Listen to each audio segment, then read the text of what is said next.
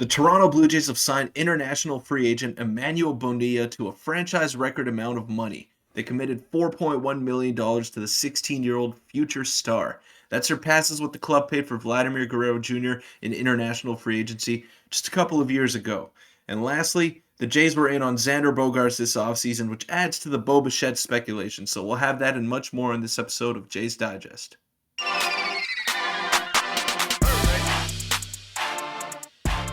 What's up, Jays fans? I'm your host, Peter Vryonis, alongside host Nick Gosse. A lot of exciting news coming out of Jays land today, but first, before we get into the video, we want to thank you all for the support and for engaging so much in the comment section, leaving likes, and just leaving your opinions. It's just been unbelievable, and thanks once again. Yeah, it's been great. We're on the road to 6K subscribers, so hit the subscribe button if you like the daily content, and that mean a lot. And let's just get right into the first topic of the video, which is the Blue Jays sign young star. So this dropped yesterday. Tons of news. I'll just pop up the screenshot. We have some interesting things that have developed. So this is from source. Blue Jays agreed to a $4.1 million deal with outfielder Emmanuel Bonilla, number 7 on the top 50 international prospect list. The team is not confirmed, but the team has confirmed now, so it is official. And he already slides into the Blue Jays top 10 prospects. And here's his MLB pipeline. Grades, and I'll also read this after. But I'll say his grades first: 50 hit, 55 power, 50 run, 50 arm, 55 field. And Peter, before I read all this stuff about the breakdown, what are your thoughts on the signing as a whole and us making another splash in the international free agency pool? It's cool. It's really cool that the Jays have always found a way to be very impactful in the international free agency scene. But it's tough to bank on a 16-year-old at the same time, So he's still years away from even touching the major leagues. So it'll be interesting to see how he develops. But I read quite a bit about him, and I saw that he has a chance to stick in center field. Now he's not going to necessarily go to the corners like a lot of those big power hitters do, which is very interesting to see if he can stick in center field and display that power, that arm strength, that speed that he has, and be that five-tool player that he's labeled as. Then man, the Jays got a steal here. And anytime you see an international free agent signing for 3.5 plus million dollars, the guy's got a chance to be special, apart from maybe a Danny Hechavarria. But I digress. It remains to be seen on Emmanuel Bonilla, but I'm super excited that the Jays keep making these splashes. Yeah, and making our prospects pool better, and maybe making our other prospects more tradable as we continue to develop the pool. But let's read about what they say. He's a corner outfielder from the Dominican Republic. Bonilla already shows plus raw power as one of the best sluggers in the class. Physically, he's strong and mature with room to develop. And while his hit tool is a work in progress, just like other prospects, Bonilla shows superior bat speed and ability to hit fastballs hard. And on defense, he shows good instincts with a solid arm. And like you said, could stick in center field, but there's a chance he moves to the corner position. He's athletic enough to play all 3 spots. So that's a very good sign, especially the fact that he could stick in center field. Maybe he's their center fielder of the future. He's obviously only 16 years old. You can see up top there, 16, was born in 2006. Feel like time is flying, but it's Crazy. yeah, he's looking really, really good. And obviously we paid him a fair bit. A couple more screenshots. So here's the largest international bonuses handed out, which was yesterday, obviously the 4.1. A Denny Hechavarria, like you mentioned. Of course, Vladdy, which worked out really well. And a Rebels Martinez, which we don't know how that works out yet. But either way, he was a top prospect at one time. And he is continuing to, develop into a fairly decent prospect. But the final screenshot here. This was speaking to someone about Bonilla yesterday, and they had to say this: impossible to project someone this raw for 5 to 6 years down the line, but he does remind me of a right-handed hitting version of David Ortiz if it all clicks. Prestigious power, great plate recognition, and this is obviously, Ortiz was not an outfielder, but if Bonilla can hit like Ortiz and be a plus outfielder, then that's just an MVP candidate. And we're obviously getting super ahead of ourselves, but what are your thoughts on that comparison there? Or just his the description by MLB Pipeline? It's a lot of praise for a young player. It's crazy. It's crazy. It's a lot of pressure to put on a kid. And born in 2006, I'm starting to feel old. I'm born in 2000 myself. And when I think of anyone born in '06, it's like, wow, this kid's probably like five years old still. It 16, still yeah. feels like we're in the 2010s. But it's just it's great. It's great to see the young talent being funneled into the major leagues at such a young age.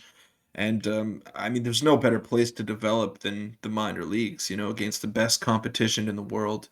And it'll be interesting to see how he does. But on that comparison for David Ortiz, it's a lot of pressure to put on a kid. And he's also right handed. So I don't know where the comparison comes from. Maybe the power, maybe Yeah, I the think they the mentioned there the bat speed, but yeah, yeah, power and yeah. plate discipline. Obviously, a right-handed version of David Ortiz, but that's kind of maybe a bit That's good. crazy. If Yeah, if he turns into a big poppy that can play some outfield, sign me up, dude. yeah, I agree. And I guess we'll move on to the next topic now, which was another bit of an interesting one here, which is the Jays almost got Xander Bogaerts and were heavily involved in him. And we'll talk about the dynamic. Obviously, we had our Bo Bichette video drop recently, and there's a lot of stuff going on with that. And it was an interesting time for this drop. So Scott Boras went out and was basically interviewed about how the free agency went, and he said it was just very clear to us that there was a separation where Boston was going going to go for Bogaerts compared to where the market was. They probably made a decision they were going to sign Rafael Devers, which they ultimately did. And this is the important part here. So we knew at the forefront that Bogey would be somewhere besides Boston, Minnesota, the Cubs, the Blue Jays. They were really after him. He obviously ultimately went to the Padres, but Peter, what are your thoughts that the Blue Jays were pursuing Xander Bogaerts and were really after him, according to Scott Boras, which is interesting because we didn't hear much about that. There's a couple rumblings here and there, but that's a good sign for the fact that we're going after these stars. Maybe it could have an impact on Bo Bichette, but it also could maybe he was open to playing second. What I've learned in all my years of watching baseball is to take everything that Scott Boras says with a grain of salt. Because at the end of the day, he's an agent and wants to drive up the market for any player that he represents. And the same goes for the player even after they've signed. So when it comes to Xander Bogaerts, maybe he's just saying that as smoke and he wants to drive up the market and get him a couple extra $1 million in free agency. So I think that's what he was trying to do there. Now, if this is the case, it's very interesting because Bo Bichette is the shortstop for the Toronto Blue Jays at this current moment in time. And if you're going after one of the elite shortstops that's going to command that much money on the open market, it leads you to believe that maybe the strain between management and Bichette is bigger than we might think, or maybe they're just fed up with his defense at shortstop and want to move him to second base. Either way you look at it, it's very, very interesting. Yeah, I mean, there's a chance that Xander would have played second. I've read some reports about that as well, which would have been interesting in its own right. And I'd like to think that it's real. It makes it makes a bit of sense. And I'd like to think that Scott Boras wouldn't. Yeah. Now, the question is, how much interest did we actually have? Because he named kind of a bunch of teams and put us in there. So it could have just been a phone call and not heavy interest. But I'd assume it was some, moderate interest. And I'm very interested to see. And this was also interesting, which will pop up, kind of relates to the Blue Jays. Apparently, outfielder Brandon Nimmo. Tampa Bay Rays had some major and strong interest in him. Do you have any thoughts on that? Obviously, they didn't get him, which is good because I would have hated to see Brandon Nimmo in Tampa. But the fact that Tampa was maybe going to offer probably one of their biggest contracts ever is an interesting little tidbit there.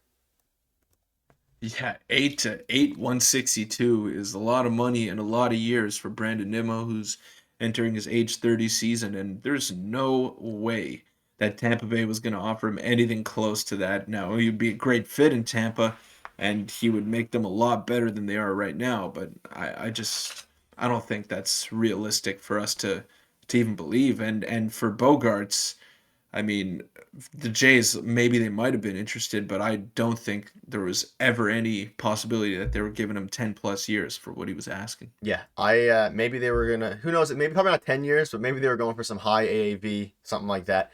But I don't know. We're getting to the final topic now, which is just a quick little tidbit here, which is Jays pitching coach leaves. This is a bit interesting and it was a bit shocking. It shocked the Jays land a little bit yesterday. So Keegan Matheson, shout out to him, great Blue Jays writer. Blue Jays bullpen coach Matt Bushman has left the organization to pursue other opportunities. He was also the Blue Jays director of pitching development. The team will announce the complete coaching staff in the coming weeks. And I guess a little quick thing on here from Thomas Hall, also Jays writer, saying, wow, this is definitely shocking. Losing Matt Bushman is a significant loss for the Blue Jays. And the Blue Jays put out a statement saying they wish Matt and his family the best of luck in the future. I feel like Matt Bushman did a fair bit, for the pitching staff and did a lot behind the scenes, apparently, or behind the scenes, sorry. What are your thoughts on that, him leaving? It's a bit interesting and a bit of a shock because we didn't hear anything about that. As long as it's not Pete Walker, because Pete Walker has basically been the Jays whisperer when it comes to pitching. So as long as he's still in town and still developing those arms that we have, then I don't think there's a problem. Although Matt Bushman, definitely helped with the development of the bullpen and helping some guys regain whatever they had lost previously in their careers. Yeah, and it's going to be interesting to see what happens with who they replace him with and who else we get. But That'll wrap up the video. Thank you guys for the support. We're close to 6K subscribers, and let us know what your thoughts are on the Xander Bogaerts, news and everything that's dropped and the new prospect. We'll see you guys tomorrow.